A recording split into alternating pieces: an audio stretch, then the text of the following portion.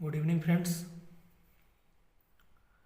तो आज का क्लास वहाँ से शुरू करेंगे जहाँ पर हम लोग ने ख़त्म किया था, उसके जस्ट आगे। तो अभी तक हम लोग ने इन्वायरमेंट में जो हमारा सेकंड टॉपिक था इन्वायरमेंट, उसके अंदर डिफरेंट टाइप्स इन्वायरमेंट का हमने क्या देखा, डिफिनेशन देखा।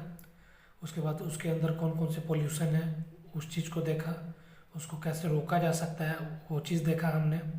और आज हम देखेंगे, आज जो हमारा क्लास स्टार्ट होगा वो होगा आपका इन्वायरमेंट का। ये टॉपिक है झारखंड स्टेट पॉल्यूशन कंट्रोल 2001। तो ये डायरेक्ट पूछ देता है आपका एग्जाम में कि Jharkhand state pollution control board का गठन इस्टेब्लिशमेंट कब हुआ था। पीटी में आपको पूछ देता है। तो कौन सा ईयर में, 2001 में हुआ था आपका। ठीक है, नोट डाउन कर लीजिए इसको। झारखंड स्टेट पॉल्यूशन कंट्रोल जो था आपका बोर्ड, वो 2001 में इसका स्थापना किया गया था। was established in 2001. Jharkhand energy policy implemented very first in year 2012। मतलब झारखंड एनर्जी पॉलिसी ये कब इम्प्लीमेंट किया गया। Jharkhand energy policy implemented very first in year 2012, मतलब 2012 में झारखंड एनर्जी पॉलिसी को इम्प्लीमेंट किया गया। Two important agenda in this policy, दो महत्वपूर्ण एजेंडा, मोटिव, इसका एम क्या था उस चीज़ को हम लोग देखते हैं। To develop conventional energy sources, मतलब कन्वेंशनल एनर्जी सोर्सेस, मतलब हम लोग को ऐसा एनर्जी सोर्स का डेवलप करना है जो मतलब कन्वेंशनल हो, रिलायबल हो। ठीक है। To reduce green house gas emission, और दूसरा क्या था कि हमें ग्रीन हाउस गैस को कम करना है। ठीक है। और इसका देख लेते थे, दो ही है, ये हमारा दो मोटिव हो गया। और इसमें आप नीचे नोट डाउन कर लीजिएगा, Giridih is the largest emitter of green house gases. अभी का अपडेटेड डेटा दे रहा है आपको। आपको लग रहा होगा कि ये क्या कहते हैं, जमशेदपुर हो गया, धनबाद हो गया, ये सब जो एरिया है सबसे ज़्यादा ग्रीन हाउस गैस इमिट करता है। माइंड में आपका यही होगा क्योंकि वहाँ पे सबसे ज़्यादा आपका फैक्ट्री लगा हुआ है, पर ऐसा नहीं है। गिरिडीह है जो आपका सबसे ज़्यादा ग्रीन हाउस गैस इमिट करता है। तो ये चीज़ को आप माइंड में रखिएगा, आता है एग्जाम में तो जमशेदपुर या फिर आप रांची या फिर कोई और डिस्ट्रिक्ट का टिक करके मत आ जाइएगा। क्या होगा आपका, गिरिडीह होगा। The largest green house gas emitter country कौन सा है, चाइना है। ठीक है। वो कितना इमिट करता है, 11,397 मिलियन मेट्रिक टन। ठीक है। उन लोग के मतलब हिसाब से देखा जाता है इंडिया बहुत कम इमिट करता है। और यही सब जो आपके अमेरिका हो गए, चाइना हो गए, और क्या कहते हैं इंग्लैंड वाले हो गए, सबसे ज़्यादा ग्रीन हाउस गैस इमिट करते हैं, इन्वायरमेंट को हमारे पोल्यूट करते हैं। और वो सब इतना दिखाते हैं कि हम ग्रीन हाउस गैस इमिट नहीं करते, और वही सब इतना एजेंडा खड़ा करते हैं कि हमें क्या कहते हैं चिमनी जो हो गया, ये सब फैक्ट्री जो एयर पोल्यूशन पोल्यूटेंट निकल रहा है उसको बंद करना चाहिए। पर क्या देखिए, यहाँ पे चाइना ही है जो इतना सबसे ज़्यादा मतलब इमिट कर रहा है। उसके बाद अमेरिका है आपका, अमेरिका के बाद यूके है। ठीक है। Jharkhand renewable energy department agency, JREDA. JREDA का फुल फॉर्म क्या है, नोट डाउन कर लीजिएगा। Jharkhand renewable energy department agency, ये इसका इस्टेब्लिशमेंट कब हुआ था, तो 2001 में हुआ था। ठीक है। It's main aim to develop clean energy for Jharkhand. आपको बताएगा कि जेरेडा का मेन मोटिव क्या था, इसका गठन क्यों किया गया 2001 में। तो इसका एक ही एम था कि क्लीन एनर्जी डेवलप किया जाए इंडिया में। कन्वेंशनल एनर्जी होना चाहिए, रिलायबल, कन्वेंशनल, रिलायबल एंड मतलब क्लीन एनर्जी होना चाहिए, जिससे मतलब पोल्यूशन ज़्यादा ना हो। तो इसमें हम क्या क्या देख सकते हैं, अगर आपको ऐसा क्लीन एनर्जी है तो हम लोग सीएनजी का उपयोग कर सकते हैं। ठीक है। अभी आपका इलेक्ट्रिक व्हीकल यूज हो रहा है, वो उसका यूज कर सकते हैं। एलपीजी गैस हम लोग यूज कर रहे हैं, पहले कोयला जलाते थे, लकड़ी जलाते थे कि नहीं जलाते थे। तो वही हम क्लीन एनर्जी का खोज कर रहे हैं। ठीक है। अब देखिए कार्बन फुटप्रिंट ऑफ झारखंड। ठीक है। कार्बन फुटप्रिंट कितना है झारखंड में, उसको देख लेते हैं। डेटा ये इसका देखना है हम लोग को। Carbon footprint of Jharkhand has been increased, it grew to in year 2005 और 2006 में 0.47 मिलियन मीट्रिक टन। कितना, इन ईयर 2005 से 2006 के बीच में कितना million metric tonne green house gas emission हुआ है। तो नहीं, sorry, carbon footprint of Jharkhand has been increased कितना इंक्रीज हुआ है ईयर 2005 में? 60.47 million tonne green house gas emit किया गया है झारखंड में। ठीक है, इतना मतलब क्या ग्रीन हाउस गैस यहाँ के जो फैक्ट्री इंडस्ट्री जो उनके द्वारा इमिट किया गया है। और वही 2005 का ये डेटा है आपका। ठीक है, 2011 में कितना हुआ है? तो 115.20 million metric tonne green house gas का इमिशन हुआ है। ठीक है, तो ये डेटा आप नोट डाउन कर लीजिए। मैं पीटी के लिए तो मान चलिए ये सब आपको पूछेगा कि झारखंड स्टेट पोल्यूशन बोर्ड का गठन कब हुआ? 2001 में। फिर झारखंड एनर्जी पॉलिसी का गठन कब हुआ? तो 2012 में। जेरेडा का गठन कब हुआ? तो 2001 में। पर जब मेंस लिखोगे तो ये सब को आपको अच्छे से सजा कर लिखना होगा। ठीक है, और कुछ कुछ फैक्ट और डेटा भी इंक्लूड करना होगा। तो वही आपको यहाँ पे मैं ये प्रोवाइड कर रहा हूँ कि डेटा आप क्या दोगे कि कार्बन फुटप्रिंट झारखंड में 2005 में कितना था? तो इतना था 60.7 मिलियन मीट्रिक टन। और ईयर 2011 में कितना था? 115.20 million metric tonne green house gas emit किया गया था झारखंड के इंडस्ट्रीज और फैक्ट्रीज के द्वारा। ठीक है, अब यहाँ पे देख लेते हैं largest green house gas emitter sector in Jharkhand. तो सबसे ज़्यादा ग्रीन हाउस गैस इमिट होता कहाँ से है झारखंड में? तो industry sector at state level, मतलब बहुत सारे इंडस्ट्री है बड़े बड़े, आप देख लोगे तो फॉर एग्जांपल टाटा का देख लो, जमशेदपुर में जो है टिस्को वो इमिट करता है। आपका झींग पानी में सीमेंट इंडस्ट्री हो गया वो इमिट करेगा। सिंदरी में आपका जो है इंडस्ट्री वो करेगा। ठीक है, तो यही सब इंडस्ट्री और कोल इंडस्ट्री हो गया हमारा, एक अलग हो गया। ठीक है, ये सब इंडस्ट्री क्या करते हैं? बहुत ज़्यादा ग्रीन हाउस गैस इमिट करते हैं। Energy sector at country level, मतलब स्टेट लेवल पर देखा जाए तो आपका इंडस्ट्री सेक्टर है। ठीक है, ठीक है, पर कंट्री लेवल पर देखा जाए तो एनर्जी सेक्टर जो एनर्जी क्रिएट करते हैं, जैसे आपका एनर्जी में मतलब क्या आता है? इलेक्ट्रिक एनर्जी प्रोड्यूस करना, ये सब। तो एनर्जी सेक्टर है वो आपका इंडिया लेवल पर ज़्यादा प्रोड्यूस करता है ग्रीन हाउस गैस। पर वही आप स्टेट लेवल झारखंड पर देखें तो इंडस्ट्री सेक्टर है। ठीक है, जो क्या मेटल का, कोल का कारखाना सबका जो मेटल गलाते हैं, मेल्टिंग का काम करते हैं। ठीक है, बैंगल्स बनाते हैं, ये सब उनके द्वारा स्टेट लेवल पे इंडस्ट्री सबसे ज़्यादा हमारा इमिट करता है ग्रीन हाउस गैस को। और इंडिया लेवल पे कौन है आपका? तो एनर्जी सेक्टर है। अब आगे देख लेते हैं हम लोग झारखंड स्टेट वाटर पॉलिसी 2011। ठीक है, तो पूछेगा आपसे कि झारखंड स्टेट वाटर पॉलिसी का इस्टेब्लिशमेंट कब हुआ? तो 2011 में आया। इसका पर्पज क्या था? तो for proper water resource management, मतलब वाटर जो है हमारा क्या कहते हैं उसका अच्छा से मैनेजमेंट किया जा सके, ज़्यादा गंदा ना हो, मतलब सेफ ड्रिंकिंग वाटर मिले हमारा पीने के लिए। ठीक, इरीगेशन का फैसिलिटीज अवेलेबल हो सके वाटर से, मतलब वेस्टेज ऑफ वाटर ना हो, यही इसका मेन मोटिव था। ठीक है, अब देखते हैं Jharkhand state Ganga river conservation authority, इसका गठन कब हुआ आपका?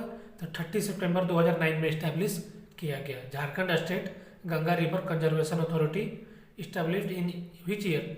तो 2009 में, 30 सितंबर 2009 में इसका इस्टेब्लिशमेंट हुआ आपका। द चीफ हेडक्वार्टर इसका कहाँ है आपका? तो रांची में है, इस लिख लीजिएगा, आ जाएगा, आपको पूछ देगा हेडक्वार्टर इसका कहाँ है। तो आप देखोगे कि साहेबगंज से गंगा नदी गुजर रही है तो साहेबगंज में हेडक्वार्टर होगा, आप यही ना माइंड में सोचोगे, पर नहीं, पर इसका हेडक्वार्टर कहाँ है आपका? रांची में है। The chief minister is the ex officio chairman under section 3 of the environment protection act of 1986।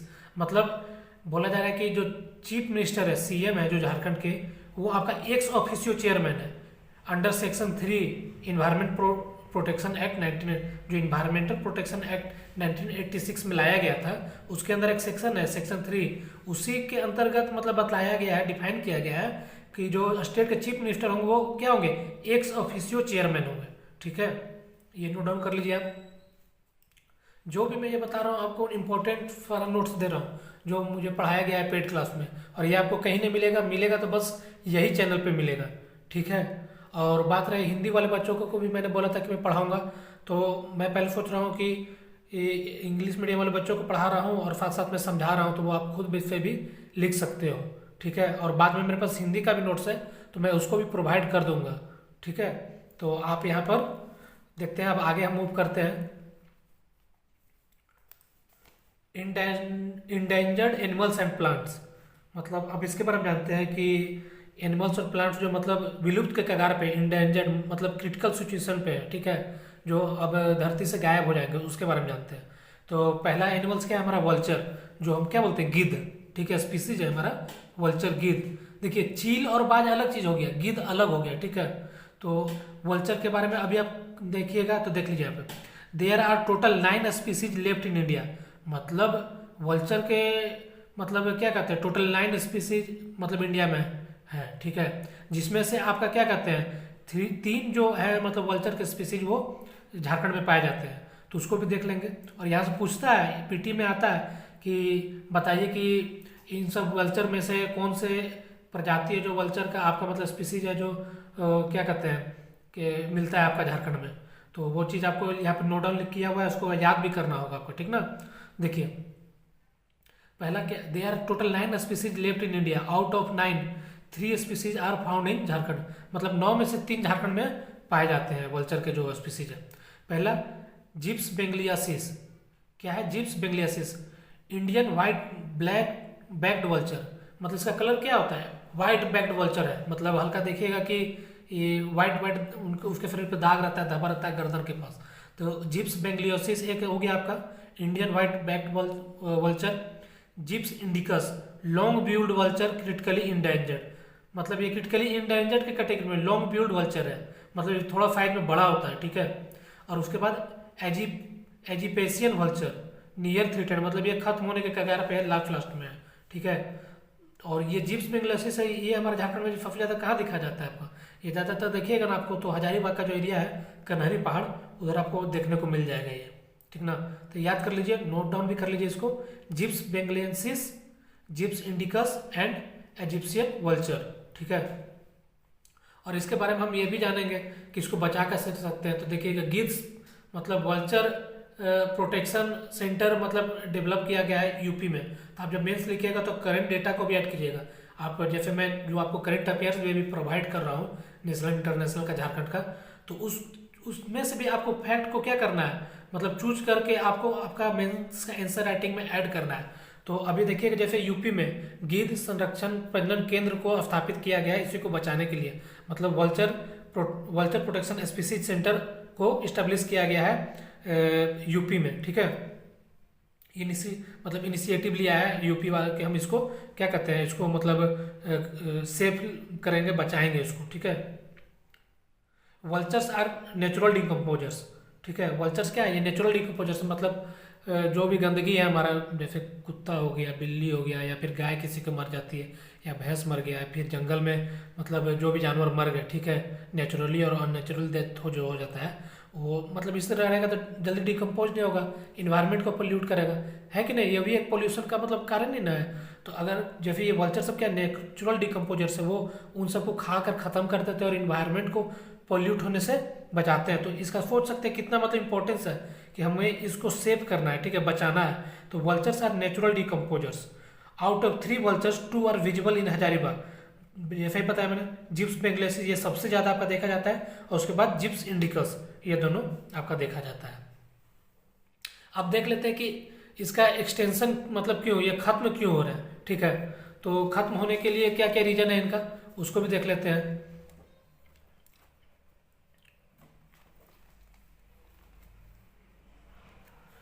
Cause of extension of vulture, मतलब इसका कारण क्या है। तो एक आपने सुना होगा डाइक्लोफिनेक टेबलेट जो आता है, मतलब जो ग्वाले लोग होते हैं जो भी गाय भैंस पालते हैं, जो मतलब डेयरी का मतलब बिजनेस करते हैं दूध का, वो क्या करते थे कि मतलब गाय गाय भैंस से ज़्यादा दूध निकालने के लिए वो डाइक्लोफेनिक टेबलेट मतलब एक इंजेक्शन भी और टेबलेट भी देते थे, ताकि मतलब ज़्यादा से ज़्यादा दूध निकाल दिया जाए।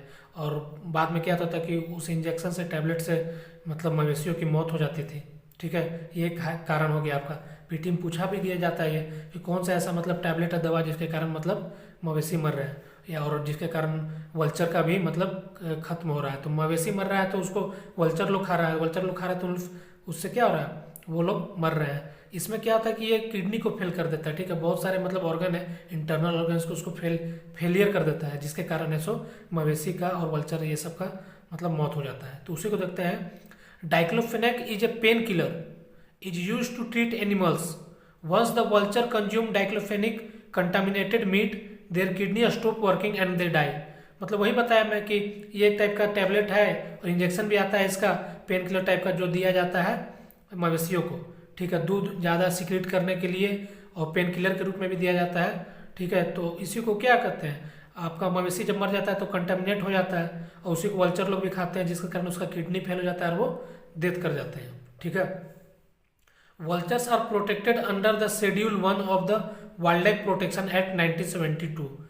इसके लिए मतलब वाइल्ड लाइफ प्रोटेक्शन एक्ट जो 1972 में आया था आपका, उसमें शेड्यूल 1 में बताया गया है कि वल्चर लोग को शेड्यूल 1 के अंदर क्या करना है, प्रोटेक्टेड करना है। तो वही लिखा हुआ है, vultures are protected under the schedule 1 of the wild life protection act 1972। Diclofenac tablet banned in India in year 2016 by the Indian government. और इसको बैन कब कर दिया गया इस टैबलेट को, तो इसको बैन किया गया 2016 में। ठीक है, 2016 में इसको बैन कर दिया गया। और इसमें एक और आप इम्पोर्टेंस दे सकते हैं कि हाँ, इन्वायरमेंट में चेंज हो रहा है। ठीक है, देख रहे हैं इन्वायरमेंट पॉल्यूशन हो रहा है, उसके कारण भी वल्चर लोग क्या हो रहा है, एक्सटिंक्ट हो रहा है, खत्म हो रहा है। तो आप खुद से भी ऐड कर सकते हो, ऐसा नहीं कि जो मैं यहाँ दे रहा हूँ वहाँ पे आप अपने अगल बगल ऑब्जर्व करो ना। ठीक है, आप मतलब ऐसा नहीं कि ये चैप्टर है आपको मेंस में आया तो आपको मतलब इसी का की पॉइंट हर चीज़ लिखना है, आप खुद से भी मतलब ऑब्जर्व करके लिख सकते हो, नहीं ये पॉइंट भी हम इस चीज़ को अपने मेंस का आंसर राइटिंग में कनेक्ट करके ऐड कर कर लिख सकते हैं क्या। तो वही चीज़ है, वही चीज़ मैं आपको थोड़ा थोड़ा चीज़ बीच में बता दे रहा हूँ। अब देख लेते हैं दूसरा कौन सा है जो इंडेंजर्ड में है। तो शिवलिंगम फ्लावर, एक शिवलिंगम फ्लावर है, its colour is red and white and its fragrance is very good and it is generally found in Himachal Pradesh. ठीक है, शिवलिंगम फ्लावर जो है ये भी मतलब आपका खत्म होने के कगार पर है, मतलब इंडेंजर्ड का कैटेगरी में इसको रखा गया। और इसका कलर कैसा होता है, रेड एंड व्हाइट होता है, और इसका फ्रेग्रेंस बहुत अच्छा स्मेल करता है। और ये कहाँ से पाया जाता है, जनरली इन हिमाचल प्रदेश में, जो कोल्ड एरिया जो ठंडे प्रदेश है वहाँ पर आपको ये देखने को मिलेगा। It is now being planted in Kanwariya path in Deoghar in Jharkhand.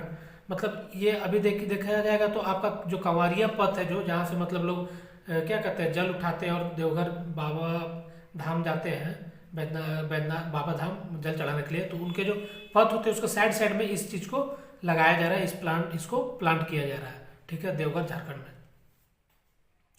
अब तीसरा आता है कल्पतरु ट्री, इसके बारे में बहुत सुने होंगे। कल्पतरु ट्री एक ऐसा ट्री होता है, पेड़ है, जिसको मतलब मान्यता है कि अगर आप इससे मतलब कुछ मांगते हैं, विशेष मांगते हैं, तो ये आपका पूरा हो जाता है। तो अब देखना है कि इस कल्पतरु, ये भी क्या एक्सटिंक्ट का पोजीशन पर है। ठीक है, और इसको भी इंडेंजर्ड का कैटेगरी में रखा गया है। तो देख लेते हैं कल्पतरु, अनदर नेम और साइंटिफिक नेम बाउब। बाउब क्या है इसका another name, scientific name baobab, BAOBAB। ठीक है, बाउब, बाउब इसको प्रोनाउंसिएट किया जाता है, बाउब इसका अनदर नेम हो गया। A tree who can fulfil your wish, वही चीज़ कि आपका इच्छा को पूरा कर सकता है, ऐसा मतलब बोला जाता है। तो इसको भी आप लिख सकते हैं। This tree is mainly of African origin and it has medicinal properties. देखिए इसका मतलब क्या है कि मेडिसिनल प्रॉपर्टीज के तौर पे इसको अफ्रीका ओरिजिन, जो अफ्रीकन एरिया है उधर जाना जाता है। ठीक है, there are only 9 trees are left in India, मतलब टोटल इसका मात्र 9 ही ट्रीज बचा हुआ है इंडिया में। और इसका मतलब कारण क्या है, डिफॉरेस्टेशन। जैसे आपको और हमको नॉलेज नहीं है तो हम क्या कर रहे हैं, पेड़ काट दे रहे बिना जाने, पर यह नहीं जान रहे कि उसका मतलब महत्व क्या है। ठीक है, मेडिसिनल पर्पज के तौर से या फिर क्या कहते हैं धार्मिक महत्व के तौर से हम लोग नहीं जान रहे, तो क्या कर रहे हैं, उसको जंगल में जा रहे हैं, हमको तो बस पेड़ काटने से मतलब है, डिफॉरेस्टेशन से, और हम काट रहे हैं। तो वही बोला जा रहा है कि इंडिया में टोटल 9 ही पेड़ बचे हुए हैं कल्पतरु का, जिसमें से 4 है सो आपका झारखंड में पाया जाता है। ठीक है, वो भी कहा रांची में।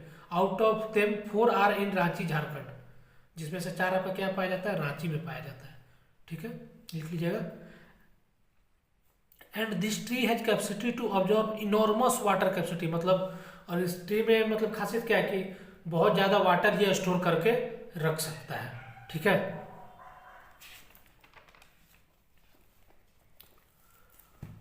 अब देख लेते हैं हम लोग सखुआ ट्री, जो झारखंड का आपका क्या कहते हैं, झारखंड का ये मतलब सबसे ज़्यादा पाया जाने वाला ट्री जो झारखंड के जंगलों में है, वो कौन सा है आपका, सखुआ ट्री है। ठीक है, तो सखुआ has been planted in an area of 10 hectares in Deoghar and Ranchi. सोचिए मतलब झारखंड में सखुआ पेड़ का सबसे ज़्यादा बहुलता है, पर अब गवर्नमेंट, झारखंड की गवर्नमेंट है सो सखुआ को प्लांट कर रही है। ठीक है, क्यों, क्योंकि डिफॉरेस्टेशन और उसका कटाई इतना मतलब तेजी से हो रहा है, जोर शोर से हो रहा है कि गवर्नमेंट को उसको बचाना पड़ रहा है। और किसी और का पेड़ का ना प्लांटेशन करके गवर्नमेंट क्या कर रही है, सखुआ ट्री का ही प्लांटेशन कर रही है। तो वही लिखा हुआ, सखुआ has been planted in an area of 10 hectares in Deoghar and Jharkhand. देख लिए आप ये सब जो था।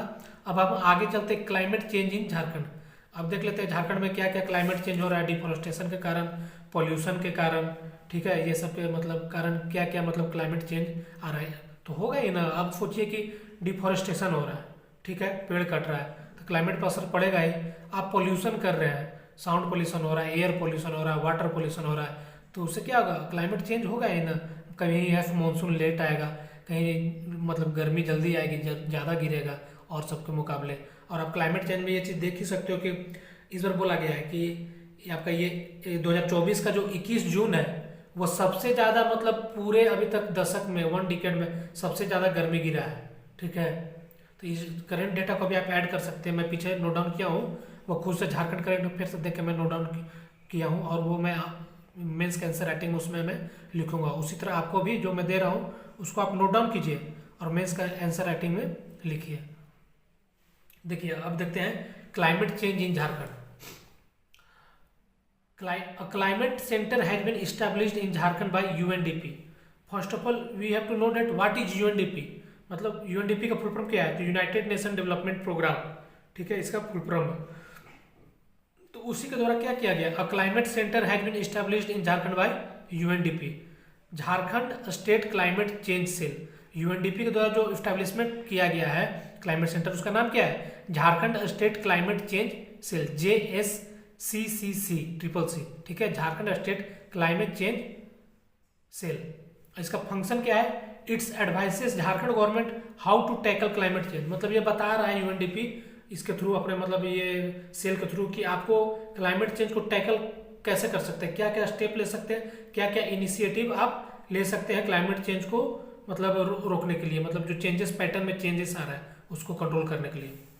Second point, national plan on climate change, national plan on climate change NAPCC was formed by government of India. कब, तो 2008 में। National plan on climate change was formed by government of India. ये क्या है आपका, ये आपका हो गया राष्ट्र के लेवल पे, ठीक है, इंडिया लेवल पे। कब इसका गठन हुआ, 2008 में। इसका फंक्शन क्या है, it studies the impact of climate change. मतलब ये इम्पैक्ट देखता है क्लाइमेट चेंज मतलब जो हो रहा है उस क्यों हो रहा है, किस कारण हो रहा है, उसका इम्पैक्ट क्या होगा, उस चीज को वो नोट डाउन करता है, स्टडी करता है और उस पर फंक्शन करता है। थर्ड देख लेते हैं, Jharkhand state action plan on climate change was formed in 2015, SAPCC। मतलब Jharkhand state action plan on climate change कब गठन किया गया इसका, तो इसका गठन किया गया 2014 में। और इसका फंक्शन क्या है, तो इसका फंक्शन को देख लेते हैं। इट वाज इंटरेस्टेड विथ, मतलब इंट्रूस्टेड लिखिएगा, ठीक है, it was entrusted with the task of studying the impacts of climate change in Jharkhand. 1 minute, आप लोगों ने दिख रहा होगा, सॉरी फ्रेंड्स। इसका फंक्शन क्या है, it was entrusted with the task of studying the impacts of climate change in Jharkhand and mapping the most sensitive vulnerable area. मतलब इसका जो झारखंड स्टेट एक्शन प्लान है उसका फंक्शन क्या है कि वो देखता है कि सबसे वल्नरेबल एरिया मतलब सेंसिटिव एरिया कौन सा है जहाँ पर सबसे ज़्यादा क्लाइमेट चेंज देखा जा रहा है। आप देखिएगा पलामू एरिया में सबसे ज़्यादा सुखाड़ आता है कि नहीं आता है। आप सिंहभूम एरिया में जाएगा तो सबसे ज़्यादा गर्मी है, ईस्ट सिंहभूम ये सब में सबसे ज़्यादा गर्मी है कि नहीं है। तो वही चीज़ देखा, वही चीज़ वो इस चीज़ को ऑब्जर्व करता है। It was interested with the task of studying the impacts of climate change in Jharkhand and mapping the most sensitive vulnerable area. According to SAPCC report 2014, the most vulnerable district Seraikela Kharsawan. मतलब SAPCC का जो data है 2014 में जो दिया था, सबसे vulnerable district कौन सा बताया गया उसमें, सरायकेला खरसावा को बताया गया। आपका total agriculture area in Jharkhand 22 Hector. Jharkhand में टोटल आपका कितना एग्रीकल्चर एरिया है, 22 हेक्टर है, ठीक है। और कितने क्लाइमेट जोन है हमारे झारखंड में, तो 3 क्लाइमेट जोन है, ठीक है। और वही देख लेते हैं कौन कौन सा हमारा क्लाइमेट जोन है। टोटल इरिगेशन कैपेसिटी कितना है हमारा, तो 46% है। देखिए एग्रीकल्चर लैंड कितना है हमारा 22 हेक्टर। क्लाइमेट जोन मेरा टोटल कितना है, कितने झारखंड में कितने पार्ट में क्लाइमेट जोन को डिवाइड किया गया, तो 3 पार्ट में डिवाइड किया गया। और हमारा इरिगेशन कैपेसिटी कितना है, सिंचाई मतलब कितना 46%। ठीक है, अब देख लेते हैं 3 जो हमारा एग्रीकल्चर क्लाइमेट जोन है कौन कौन सा है। तो north central and north eastern plateau सब एग्रो क्लाइमेटिक रीजन। देखिए इसको है कि हमें अब तो मैप नहीं बनाया है, पर आप क्या कीजिएगा एक झारखंड का मैप बनाइएगा। ठीक है, झारखंड का मैप जब बनाइएगा ना, मान के लिए आपका क्या हो गया, झारखंड का मैप हो गया, तो बोल रहा है सेंट्रल नॉर्थ ईस्टर्न प्लेट्यू सब एग्रो क्लाइमेटिक रीजन। ठीक है, तो इसमें आप देखिए ये हो गया आपका नॉर्थ, ये सेंटर हो गया, सेंट्रल नॉर्थ ईस्टर्न ये हो गया आपका उत्तर दक्षिण पूर्व। तो सेंट्रल नॉर्थ ईस्टर्न में ये एरिया हो गया आपका एक क्लाइमेट जोन। दूसरा क्या बोल रहा है, वेस्टर्न प्लेट्यू सब एग्रो क्लाइमेट। वेस्टर्न में क्या हो गया आपका, ये एरिया हो गया वेस्टर्न, ये आपका पलामू लातेहार लोहरदगा वाला एरिया हो गया। इधर आपका हजारीबाग गिरिडीह धनबाद ये एरिया हो गया। और साउथ में हो गया आपका ईस्ट सिंहभूम सरायकेला, और ये हो गया आपका क्या कहते हैं पूर्वी सिंहभूम पश्चिमी सिंहभूम और सरायकेला खरसावां, ये हो गया साउथ ईस्टर्न प्लेट्यू सब एग्रो क्लाइमेटिक रीजन। तो ये चीज याद कर लीजिएगा, पूछ देता है पीटी में कि झारखंड में क्या, झारखंड को कितने एग्रीकल्चर क्लाइमेट जोन में डिवाइड किया गया, तो वहाँ पर रखेगा 4, 5, 6, तो कितना है 3 है। और कौन कौन सा है तो उसमें भी आपको दे देगा चेंज करके, दे देगा central and north eastern plateau सब एग्रो क्लाइमेटिक, ये तो है ही। वेस्टर्न प्लेट्यू सब एग्रो क्लाइमेटिक रीजन ये भी है हमारा। साउथ ईस्टर्न प्लेट्यू सब एग्रो क्लाइमेटिक रीजन ये भी है। पर इसमें एक ऐड क्या कर देगा, लिख देगा आपका साउथ वेस्टर्न, तो कहीं पे साउथ वेस्टर्न है नहीं ना है, तो यही 3 चीज को नोट डाउन कर लीजिए और याद रखिए माइंड में। मैं ये भी बताते चल रहा हूँ आपको कि कहाँ से क्वेश्चन पूछ रहा है, क्योंकि मैं एग्जाम दिया हूँ ऑब्जर्व किया हूँ। ठीक है, कि कहाँ से क्वेश्चन पूछता है, कहाँ से बन रहा है, तो हम इसीलिए पीटी और मैं इसको साथ में लेकर चल रहा है।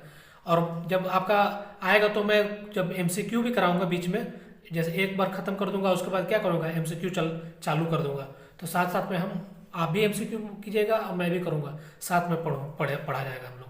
ठीक है, ओके। तो अब देख लेते हैं main occupation of Jharkhand. First of all ये टॉपिक पढ़ाने से मैं पहले आपको बोला था क्लाइमेट चेंज में मैं एक कुछ डेटा देना चाहता हूँ आपको, तो उसको आप डेटा को लिख लीजिए। ठीक है, मैं इधर कहीं लिखा हूँ वो मैं दे रहा आपको। ठीक है,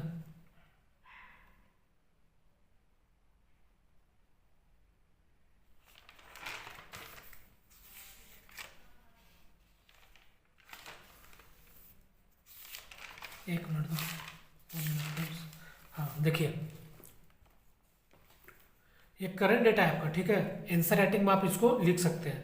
देखिए climate change, the year 2024 is said to become the first year to cross the 1.5 degree Celsius limit for global temperature rise.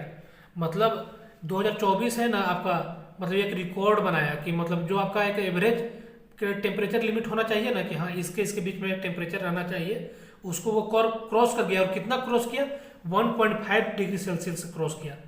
This was confirmed bye the European Union's Copernicus climate change service. ठीक है, सी मतलब ये क्या C35 क्या है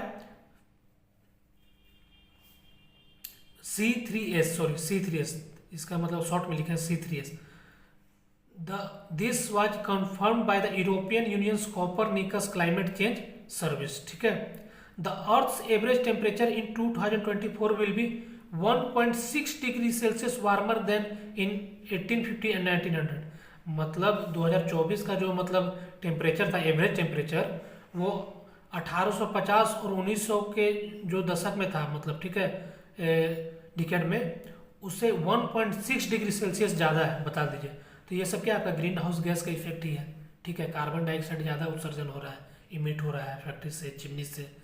तो इसीलिए हम लोग को क्या कहा जा रहा है, सरकार है सभी इनिशिएट ले रही है, स्टेप ले रही है कि हम लोग को ग्रीन एनर्जी की तरफ मूव करना चाहिए। सीएनजी हो गया, विंड एनर्जी हो गया, इलेक्ट्रिक एनर्जी हो गया, इस सब की तरफ मूव करने के लिए मतलब क्या कर रही है, प्रोत्साहन कर रही है, हम लोग को इन्फ्लुएंस कर रही है। फर्स्ट हॉटेस्ट डे, मतलब पूरा 2024 का सबसे हॉटेस्ट डे कौन था 22 जुलाई था। सॉरी वहाँ पर मैंने आपको 21 जून बोला, ये क्या है आपका 22 जुलाई, 22 जुलाई 2024, 17.16 डिग्री सेल्सियस जो एवरेज टेम्परेचर है उससे आप मतलब वार्निंग।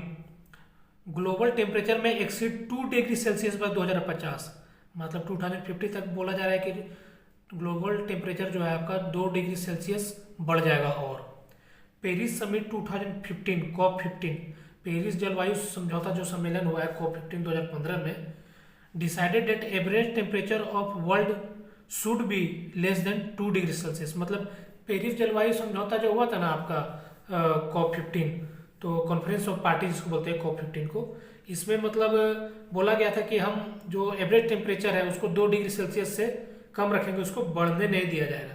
पर यहाँ पर तो हम देख रहे हैं कि 1.6 हो गया, और यहाँ पे ग्लोबल टेम्परेचर बता रहा है कि 2050 तक बढ़ ही जाएगा। अभी आप देख रहे हो कि कितना गर्मी लग रहा है, हम लोग को भीषण गर्मी लग रहा है, ठीक है। क्यों? तो वही सब ग्रीन हाउस गैस है, इमिट हो रहा है, कार्बन डाइऑक्साइड हो गया, कार्बन मोनोऑक्साइड हो गया, नाइट्रोजन ऑक्साइड हो गया, ये सब क्या है आपका इमिट कर रहा है। तो वही सब कारण है आपका, इसलिए हम लोग को क्या करना है, ग्रीन एनर्जी की तरह, ग्रीन एनर्जी की ओर मूव करना है। और यही को पेरिस जलवायु समझौता जो सम्मेलन हुआ था, याद रखिएगा, मैं बता दे रहा हूँ कि इंटरनेशनल सोलर अलायंस का गठन किया गया था पेरिस, फ्रांस और इंडिया के सहयोग से, ठीक है। ज्वाइंट वेंचर था ये, जिसका आपका हेडक्वार्टर आप क्या पड़ता है, गुरुग्राम हरियाणा में है, ठीक है। इसमें मतलब क्या कहा गया था कि जो भी इक्वेटर लाइन, मतलब सबसे ज़्यादा गर्मी वहीं पर पड़ती है, इक्वेटर लाइन, और आपका क्या कहते हैं ऊपर में हो गया कैप्रिकॉन, मतलब कर्क रेखा, और इक्वेटर लाइन के जो बीच में जो कंट्रीज है लाई करती है, उन्हीं को इसमें मतलब शामिल किया जाएगा। अभी तो बहुत सारे कंट्री भी इसमें शामिल हो गए हैं, ठीक है, नए नए कंट्री अभी आ रहे हैं। तो याद रखिएगा, इसको भी आप लिख सकते हैं कि ISA, इंटरनेशनल सोलर अलायंस का गठन कब हुआ था, तो COP15 में हुआ था, पेरिस जलवायु सम्मेलन, पेरिस समिट 2015 में। यहाँ पे एक और आप पॉइंट ऐड कर लीजिएगा,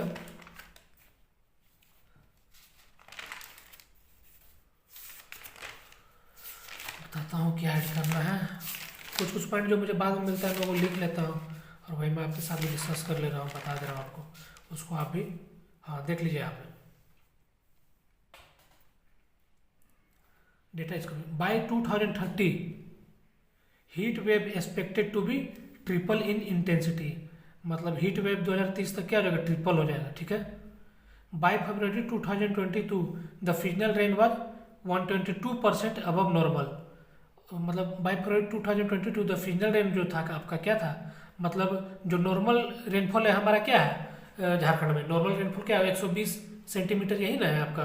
पर उसमें क्या होता है 122 पर, मतलब जितना होता है वो 122% ज़्यादा हुआ था। इस चीज़ को नोट कर लीजिएगा उसी में आप। और बताते हैं आपको क्या क्या लिखना है, एक दो पॉइंट और है हमारा। हाँ, यहाँ पे लिख लीजिएगा, क्लाइमेट में ही ऐड कर लीजिएगा इसको। Jharkhand receives average rainfall of 1200 to 1600 पर एम पर ईयर, ठीक है।